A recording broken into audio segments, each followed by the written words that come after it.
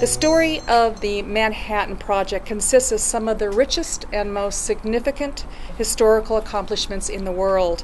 And all of these stories or chapters of the Manhattan Project deserve to be told. And they deserve to be told by the world's best storytellers, and that most certainly is our National Park Service.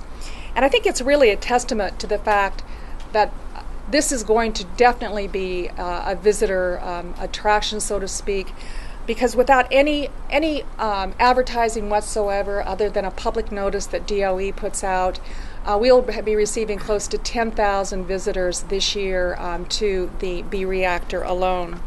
So needless to say, our local communities will have a lot to gain from National Park's presence, knowledge, and national recognition, and we eagerly look forward to working with National Parks and Department of Energy and our congressional leaders in creating a B-Reactor, a Manhattan National Historical Park. It's an honor, first off, to be here, because when I look around the room, I see Maynard, I see the B-Reactor folks, I see TRIDEC, I see the senator, and success has 1,000 fathers, doesn't it? And to an extent, I just want to tell everybody who kicked things off and got these projects started how wonderful that is, but understand that this is just a seedling that we have here. I think what's important to understand is the Manhattan era projects around the nation, not everybody understands that they had duplicate systems on different sides of the country, but Oak Ridge and Los Alamos were instrumental. Originally, the Park Service thought, well, maybe we'll just have one park, and we'll make it at Los Alamos. To say that the B-Reactor folks felt that might be inappropriate, to say that the Energy Community Alliance, who I represent, thought that was inappropriate, you might see it got people fired up. And when it got people fired up, we got a national coalition. It wasn't just folks from the state of Washington, but again, Oak Ridge, Tennessee, and New Mexico, all gathered together to think about something that made sense from a national perspective, because this is truly a national heritage. And I think it's important that we all understand just how amazing the accomplishments actually are. We're sitting here, you know, when you go out to the B-Reactor, how amazing that actually is. And I'm representing B-Reactor Museum. We call it Burma for short. And I go back to thanking the original founders of Burma back in '91.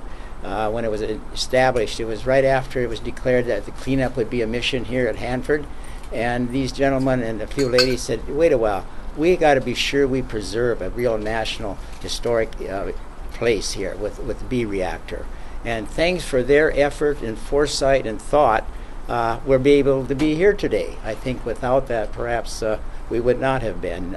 You know, in the early days of their organization, when working with the DOE, in particular DOE headquarters, is saying, well, we're not in the museum business. You know, that's not our issue. So but the perseverance, the persistence of the B-Reactor people really brought us along as where we are. And then we teamed up with some of the local, with the TRIDEC people, with the Visitor Convention Bureau, with the Hanford communities, and we got everything rolling together, and we're really pleased about that. Most recently, we passed out of the Senate Energy Committee the Bingham and Cantwell legislation calling for the establishment of the B-Reactor as part of our national park system.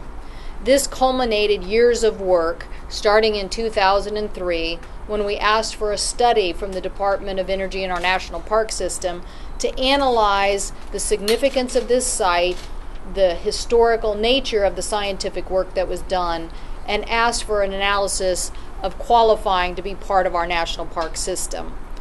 We were able to get a positive thumbs up on that report, and we were able to get the Secretary of Interior here to also verify how important it was that this park move forward and to get this designation.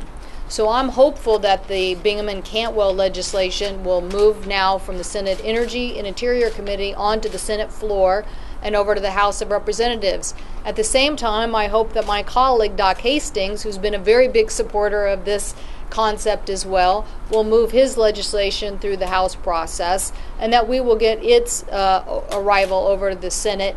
And one of these bills, whichever one, will get to the President's desk by the end of this year so we can move forward on this important work.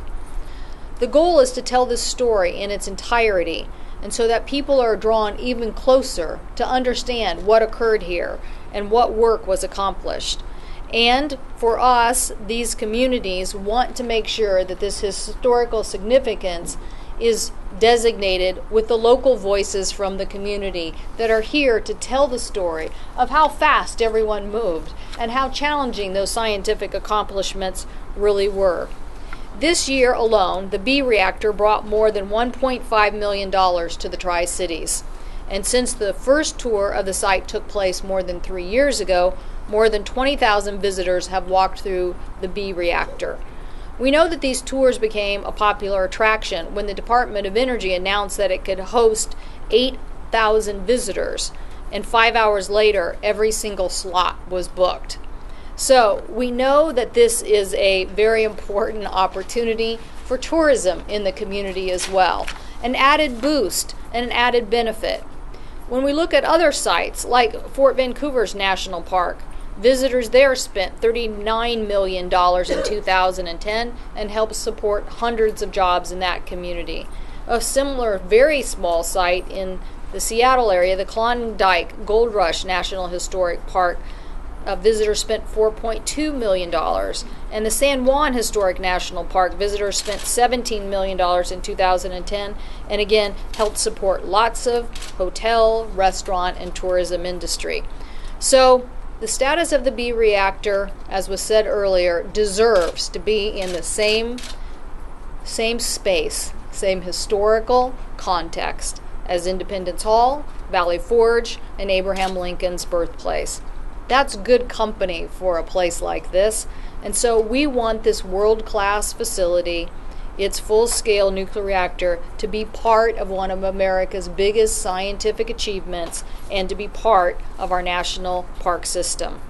This is an exciting time for the B-Reactor. This is a bipartisan effort to recognize history, and it's the right step for the Tri-Cities, for the businesses and the communities, and now we want to get this legislation passed so we can get about the planning and implementation of having lots of people come to the Tri-Cities and visit the B-Reactor Museum.